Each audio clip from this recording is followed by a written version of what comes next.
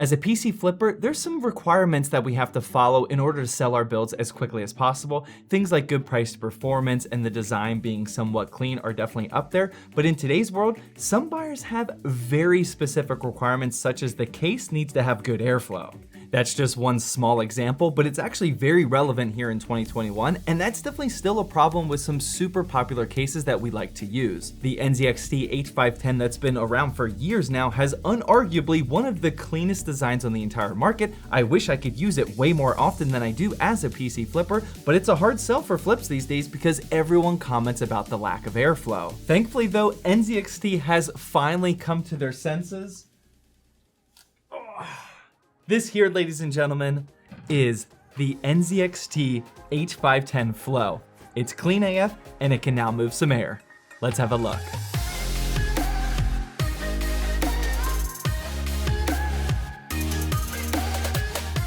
Today's video is sponsored by ICMMO.com, which is kindly hooking you guys up with not just an activated version of Windows 10 and removing that nasty watermark, but they're also giving you guys an exclusive AF 35% discount code if you use ZAH35. Buying keys are super simple. Just head on down to the links in the description. Once you add that Windows 10 key to your cart, make sure you use the discount code ZAH35, and that'll drop the price down to less than 10 bucks. There's a ton of different ways to pay, including PayPal, and after buying, you'll be able to extract your key. From there, simply press the start button on your desktop, type in activation, paste in your key, and boom, Windows 10 is now activated and you're good to go. Head on down to the links in the description, and big thanks again to ICMMO.com for sponsoring today's video. All right guys, I've been super excited to make this video. The embargo for the H510 Flow literally just dropped as soon as this video went live, and I've been sitting on this case for a couple of weeks now.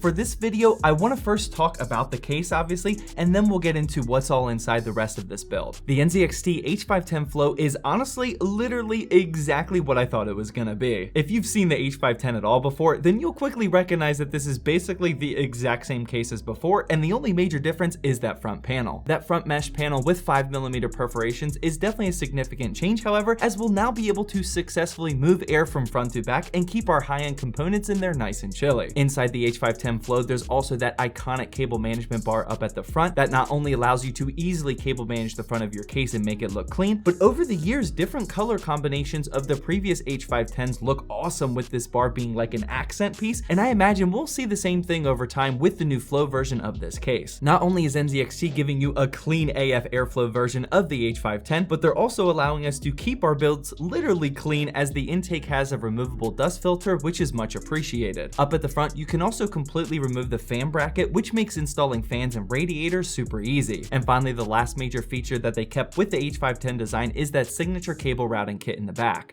Obviously, you guys know that I never take my cable management in the back of the cases too seriously, but if you wanted to, NZXT provides pre-installed straps and the super easy to use channels, as you can see. Now, I do want to talk about the performance of the case real quickly. I don't think any of you that are watching my channel expect like a super in-depth Gamers Nexus style review or anything. He's probably going to make a video, at least hopefully he does, but for this section of my video, we're going to keep this very short. To be honest, even if I wanted to, I really don't feel the need to deep dive into the airflow specifics here. Having the front panel simply be filtered with airflow holes is about all a PC flipper like me really needs. During our game testing though, I didn't really see the monster 2080 Ti get above 70 degrees Celsius, and the CPU when being pushed stayed at or around 50 degrees as well, which is pretty solid. That's about all I have to say. The estimated availability of this case is October 18th if you were thinking about picking this one up for yourself, which I definitely recommend you do. The price is going to be starting at $75, but now let's walk through the rest of this build here, because I'm not going to let a beautiful build like this not get the proper camera time that it deserves. Starting with the CPU, I decided on using the Intel i5-11600K, which is obviously a monster 6-core and 12-threaded beast with a max boost clock of 4.9 GHz right out of the box. This is certainly a great choice for you pure gamers out there. However, it's right at the same price of the Ryzen 5 5600X, which would be another good option, but the only reason I went with Intel for this build is that because NZXT also kindly sent over this Z590 N7 white motherboard. You guys know that this motherboard is one of my favorites. The super clean and minimal design has ZTT written all over it, and yeah, because it matches picture perfectly with the H510, this was an obvious choice for me. Another obvious choice is this AIO, and this is actually also a brand new product from NZXT as well, which I'm sure some of you guys have been eyeing up this entire video. This here is the first ever white edition of the Kraken AIO series. This one specifically is the 280mm Z63 version, and oh my goodness, this looks super clean inside a build like this. This new white version includes NZXT AER RGB tooth fans, which look clean as well. It's got all the same customizable options on the screen here for monitoring your temperatures or showing your favorite emoji from the ZTT Discord server, and the fluid dynamic bearings will provide long-term reliability and powerful cooling experience, which is rated at 60,000 hours. Availability on the AIO is a little bit sooner than the case at September 22nd, but if you want a personal recommendation for me, if you are actually in the market for the NZXT H510 Flow Case,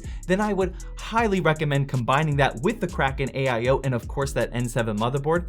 This is honestly like the cleanest aesthetic combo on the entire market. Moving on here though, we'll get to some Corsair products that they kindly hooked us up with. First up is the RAM, and this is their new Vengeance RGB RT sticks, and here specifically I have two 8GB sticks that are clocked at 3200 megahertz. Be sure to let me know what you think of the two-tone design of these. I'm honestly not a huge fan because I don't use gray a lot in my builds, and I personally prefer the previous design of the Vengeance RGB series, but that might just be me. One thing to note here though is that Corsair actually originally shipped me 4 8GB sticks, but because of the orientation of the AIO pump, the tubes got in the way of that first RAM slot, so I could only slot in 2 sticks. Definitely keep that in mind if you're following this build. Next up, they also sent out the storage hookup per usual, and yet again, this is the MP600 Core 1TB. This is the more budget-friendly version of the monster Gen 4 MP600, as this 1TB drive usually sits just a bit over $100, but it's still rocking very fast read and write speeds of 4700 over 1950 megabyte per second. Because it's a Gen 4 drive, I would highly recommend either using the heatsink that it came with or using a heatsink that your motherboard comes with. This NZXT motherboard actually doesn't have a heatsink on that top M.2 slot, just a piece of plastic, so that's why we left it sitting here looking big and beefy above the GPU. That GPU is indeed next, and you might have seen this on the channel before. This is the MSI Duke RTX 2080 Ti, and it's been floating around my office in several builds now over the last couple of years. This is now the latest home for it, and I mainly chose it here so I can get rid of some of these high-end 2000 series cards that I still have here, as I'll be selling this build on my website, zackstechdorf.com by the way, but also because the side profile of this card matches perfectly with the black and white aesthetic of this build. I definitely wouldn't recommend trying to find a 2080 Ti right now, as it's super overpriced across like every place on the entire internet. However, I am making a GPU buyer's guide where I'm sharing you guys the exact methods that I'm deploying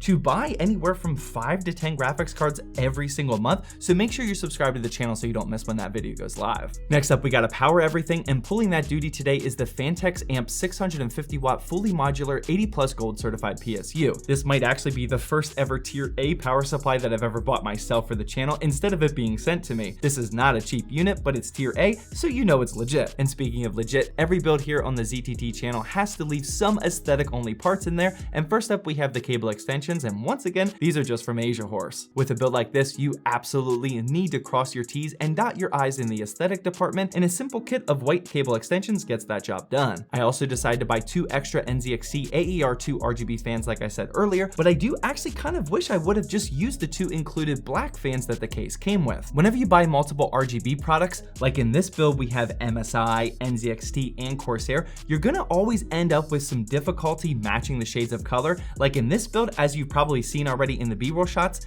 all of these products have different shades of white. I absolutely hate how slightly off these shades of white are. It's really frustrating when you spend this kind of money on a gaming PC, and removing at least one of these RGB products like the fans and swapping them out with pure white or pure black fans is probably the better aesthetic choice, to be honest. Either way though, we can't ignore just how baller this gaming PC came out, and here's what the full spec sheet is looking like. I definitely wouldn't recommend this one as a 100% copy and paste build guide, especially because of that 2080 Ti, but I did want to share exactly what I used to outfit this new NZXT H510 Flow Case. Now it's time to get in the benchmarks though. Keep an eye in the upper left hand corner so you can see exactly what our temperatures were looking like to monitor both that Kraken Z63 as well as the NZXT case in general. That 10600K should say 11600K by the way, that's just a typo. And the first game we have here is Valorant, and in 1080p with high settings we got an obnoxious 202 average FPS. After that was the tougher to run Call of Duty Black Ops Cold War, and in 1080p medium settings we got really close to that 144 target FPS mark with 139. $129. Assassin's Creed Valhalla followed up after that, and with using the built-in benchmarking tool in 1080p with ultra settings, we got a very impressive 78 FPS, as this one is definitely a struggle to run. Here you can also see that the 2080 Ti, when being pushed to the absolute limit, only ever got to 71 degrees, and that CPU stayed comfortably under 50 the entire time. For the rest of these benchmarks, I don't think we need to go through all of these individually, so here they all are. The 11600K and RTX 2080 Ti is obviously a nasty combo, and although it's not one that you'll typically see here in 2021, they actually pair together pretty well, and it produced some very high numbers in the 1080p resolution that we tested. Well, that's gonna wrap up my build inside the brand new NZXT H510 Flow Case. Links to everything I talked about today are down in the description just like normal, and if you want to keep watching, then I would definitely recommend checking out my other recent high-end build guide, because chances are if you're still watching, you're into that kind of build guide. But just like always, I hope you enjoyed this video.